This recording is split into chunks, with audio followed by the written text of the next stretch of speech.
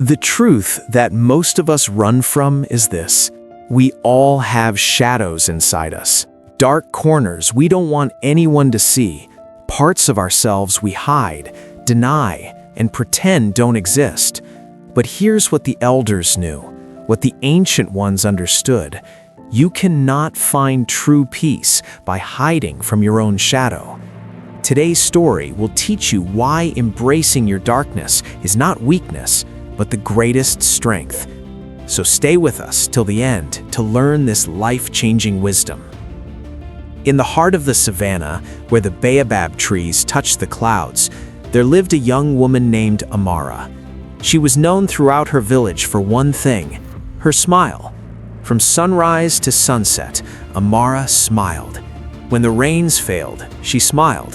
When her crops withered, she smiled. When her heart was breaking, she smiled. The villagers called her the girl who never frowns, and they loved her for it.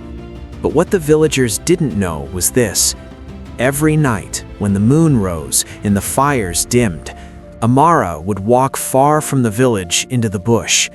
There, hidden behind the ancient rocks, she would sit alone and cry. She would weep for all the pain she carried. She would scream at the unfairness of life. She would let her anger, her grief, her fear pour out like a river that had been dammed too long. And then, when the tears dried, she would return to the village. She would paint the smile back on her face. She would lock the darkness inside. Because Amara believed that to be loved, she had to be light. She believed that darkness was something to be ashamed of, something to hide. One day, a traveling griot came to the village. He was old, his face marked with the wisdom of many journeys. He carried a talking drum and wore a cloak made of midnight cloth. The villagers gathered to hear his stories, and Amara stood at the edge of the crowd, smiling her perfect smile. The griot's eyes found her immediately. He studied her face, and then he said something that made her blood run cold. "I see you, daughter of two worlds. I see the light you show and the darkness you hide. But know this: a tree that refuses to grow roots in the dark soil will never stand strong in the light." Amara's smile faltered for just a moment. The villagers looked confused. What was he talking about? Amara had no darkness. She was pure light, pure joy. But the griot knew better. He always did. That night, the griot found Amara at her hiding place behind the rocks. She was crying, as she always did. When she saw him, she tried to stop, tried to wipe away the tears, tried to put the smile back on. But the old man raised his hand. "No, daughter, let the tears flow. Let me tell you a story." And so, under the watching stars, the griot told her the tale of the moon and the sun. "Long ago," he began, "the sun and the moon were friends. The sun was bright and brilliant, bringing warmth and life to all the earth. Everyone praised the sun. Everyone loved the sun. The moon, however, had a secret. Half of her was always dark.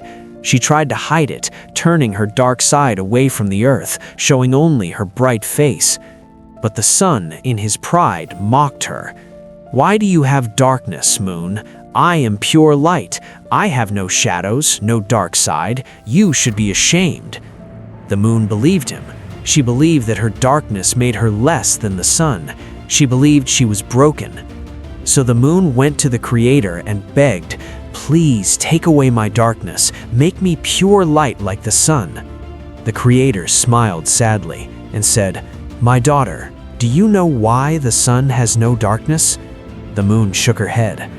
"Because the sun never rests. He burns constantly, never stopping, never pausing. His light is brilliant, yes, but it is also harsh. It burns, it blinds. Too much of it, and the earth would turn to dust." The Creator continued, "But you, moon, you have both light and darkness. Your darkness is not a flaw, it is your power. When you embrace your dark side, you create the phases. You teach the ocean to breathe in and out. You show the people that it is safe to rest, to reflect, to feel their sadness. Your darkness makes your light more beautiful, more precious, more real." The moon wept, "But everyone loves the sun more than me." The Creator touched her face gently. "The sun is loved for what he gives, but you, moon, you are loved for what you are." The people look at the sun and see power. They look at you and see themselves, both light and dark, both strong and vulnerable. You give them permission to be whole. The griot paused, letting his words sink into Amara's heart. She sat silent, tears streaming down her face, but now they felt different, not shameful, not weak, just real. The old man continued, "Amara, you are like the moon. You have light, yes, beautiful light, but your darkness is not your enemy. Your pain is not a flaw to be hidden. Your anger, your sadness, your fear, these are not shameful things. They are human things. They are real things. And until you stop running from them, you will never know true happiness." "But," Amara whispered, "if I show my darkness, people won't love me anymore. They love my smile. They love that I'm always happy." The griot shook his head.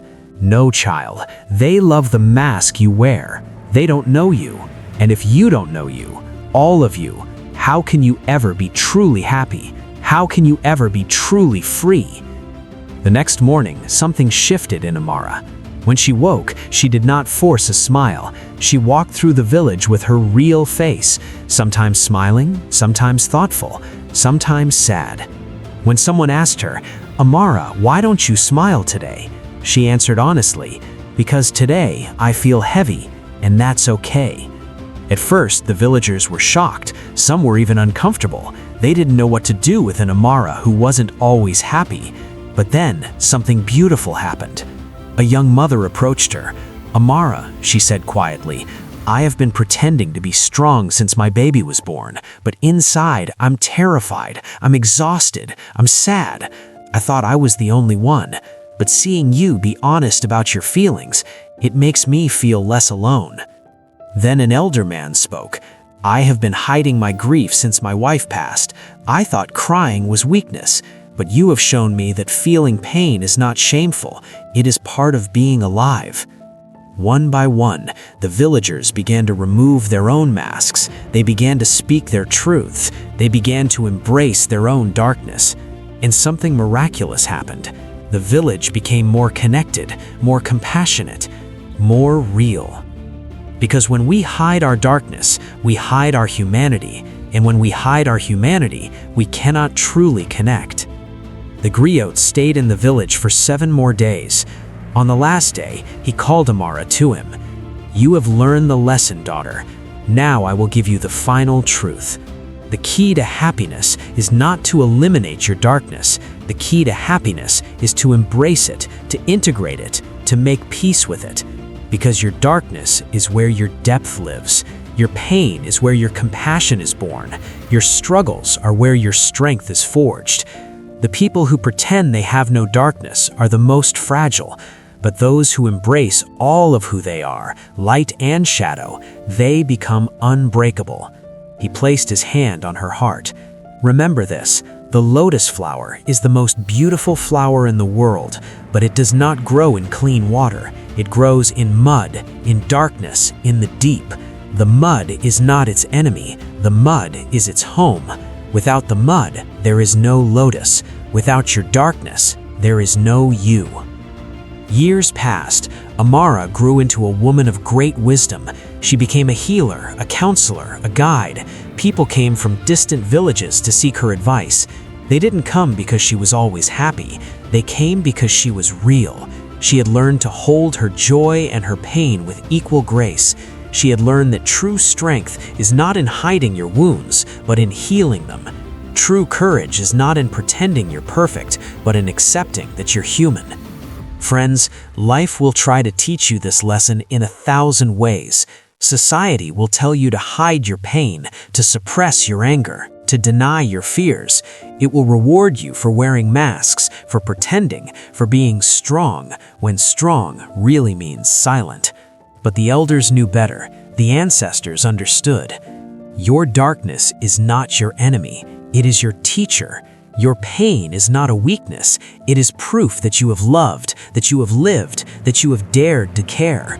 Your scars are not shameful marks. They are evidence of battles fought and survived. Every tear you have cried has watered the soil of your spirit. Every night you've struggled through has taught you to appreciate the dawn. The people who seem perfect, who seem to have no struggles, who seem to be pure light, they are not happier than you. They are just better at hiding. They are just more afraid. But you, if you can embrace your whole self, the beautiful parts and the broken parts, the light and the shadow, the strength and the vulnerability, the joy and the sorrow, you will find something they never will. You will find peace. You will find authenticity. You will find home within yourself. So when the darkness comes, don't run from it. Don't deny it. Don't be ashamed of it. Sit with it. Learn from it. Let it teach you compassion for yourself and others. Let it deepen your roots so your branches can grow higher. Let it be the mud from which your lotus blooms. Remember the moon. She was ashamed of her darkness until she learned that her darkness was her gift. She taught the tides to flow. She lit the path for nighttime travelers. She showed the world that it's okay to have phases, to wax and wane, to be full one day and empty the next. The moon didn't need to be the sun. She just needed to be herself, fully, completely, unapologetically. You don't need to be someone else's version of perfect. You don't need to hide the parts of you that feel too much, hurt too much, struggle too much. You just need to be you, all of you, the light and the shadow, the strength and the vulnerability, the joy and the sorrow. Because the key to happiness is not found in perfection, it's found in wholeness.